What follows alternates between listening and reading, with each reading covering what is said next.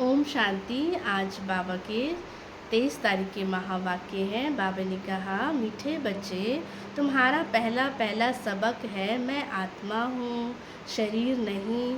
आत्म अभिमानी होकर रहो तो बाप की याद रहेगी।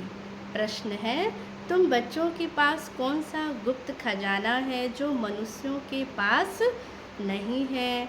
उत्तर है, तुम्हें भगवान पढ़ाते हैं।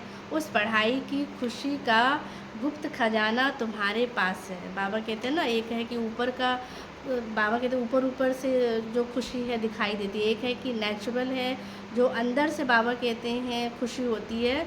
तो बाबा ने हमें वो दिया है। तो तुम जानते हो, हम जो पढ़ रहे हैं भविष्य अमर लोक के लिए, ना कि इस मृत्यु लोक के लिए। तो बाप कहते हैं, सवेरे सवेरे उठकर घूमो फिरो, सिर्फ पहला पहला पाठ पक्का करो तो खुशी का खजाना जमा होता जाएगा। तो पहला पहला पाठ हमारा पक्का क्या है? कि मैं आत्मा हूँ। तो ये पाठ बाबा ने कहा पक्का करना है। आज धारणा के लिए मुख्य सार, योग बल से, फर्स्ट पॉइंट बाबा ने कहा, योग बल से अपनी सर्व कर्म इंद्रियों को वश में करना है। एक वृक्षपति बाप की याद में रहना है। सच्चा वैष्णव अर्थात पवित्र बनना है। सेकंड पॉइंट, सवेरे उठकर पहला पाठ पक्का करना, मैं आत्मा हूँ, शरीर नहीं। हमारा रूहानी बाबा हमको पढ़ाते हैं, ये दुख की दुनिया अब बदलनी है। ऐसे बुद्धि में सारा ज्ञान बाबा ने कहा कैसा होता रहे? सिमरन होता रहे।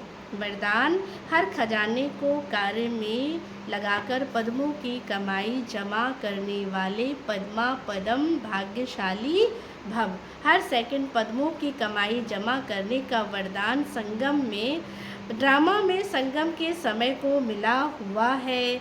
ऐसे वरदान को स्वयं के प्रति जमा करो और औरों के प्रति दान करो। पहले अपने लिए जमा करो, फिर औरों के लिए बाबा ने कहा क्या करो? दान करो। ऐसे ही संकल्प के खजाने को, ज्ञान के खजाने को, स्थूल धन रूपी खजाने को कार्य में लगाकर पद्मों की कमाई को जमा करो, क्योंकि इस समय स्थूल धन भी ईश्वर अर्थ अर्पण करने से एक नया पैसा एक रत्न समान वैल्यू का हो जाता है। बाबा तो एक नया पैसा जो है वो वैल्यू रत्न के समान हो जाता है।